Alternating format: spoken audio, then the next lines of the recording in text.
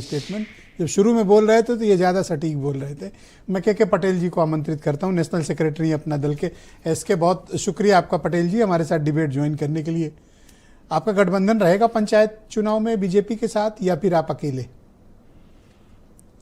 देखिए, क्योंकि ये दो अर्थी भाषा बोली इन्होंने। आदरणीय ब्रजेश मिश्रा जी, पहले तो मैं द डिबेट कार्यक्रम बहुत शौक से देखता हूँ। सबसे पसंदीदा मेरा ये डिबेट का शो आभार प्रकट करता हूँ, धन्यवाद। और उसमें भी बीरेन जी को मैं बहुत बड़ा प्रभावी रहता है उनका छोटा सा 5 मिनट का। हाँ, अभी आएंगे तो आपको धन्यवाद। और मैं एक दो बातें आपसे कहना चाहूँगा। देखिए, गठबंधन विश्वास से चलता है।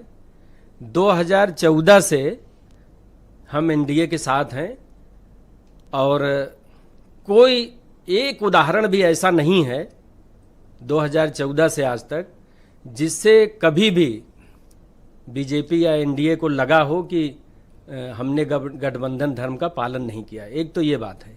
दूसरा, अभी मैं उस मुद्दे को लाना नहीं चाहता क्योंकि एम्बैरेसमेंट हो जाएगा आपका, वरना आशीष पटेल ने क्या किया था इसको सब जानते हैं।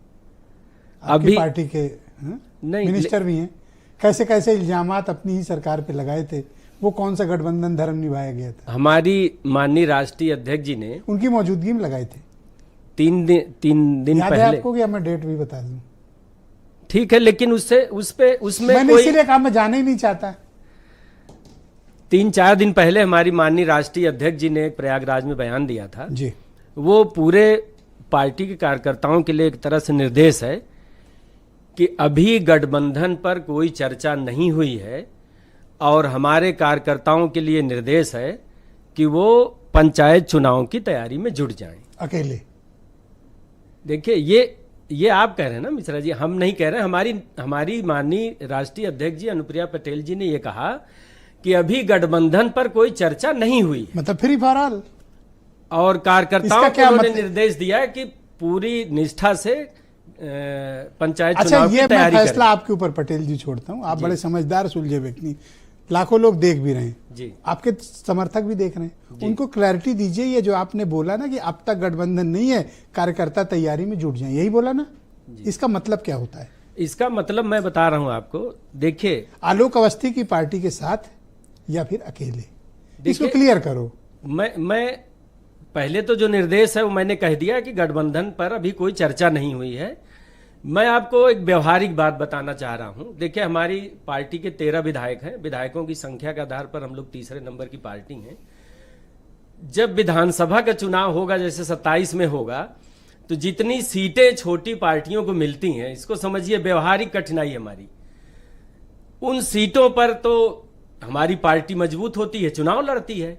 जो सीटें हमें नहीं मिलती लड़ने के लिए, उन सीटों पर क्या हम संगठन न बनाएं? आप इसको समझिए।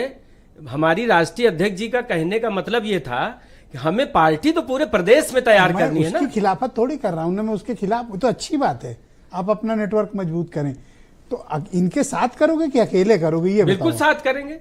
अभी बड़े भाई आलोक जी ने बताया कि गठबंधन पे बात होगी और एनडीए पूरा। ये कैसे आपको स्पेस दे दें भाई? इनको भी तो 27 का चुनाव सामने लड़ना है ना। अगर नहीं देंगे तो हम सभी सीटों पे लड़ेंगे।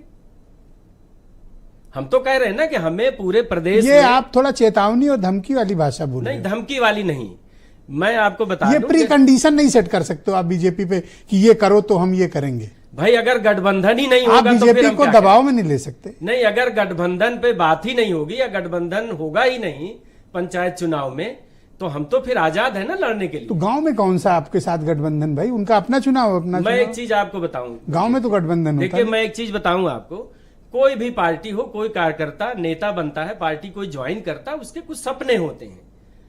तो हर आदमी तो विधायक की सीट लड़ता। तो आपको अवस्थी जी से क्या अपेक्षा करते हैं?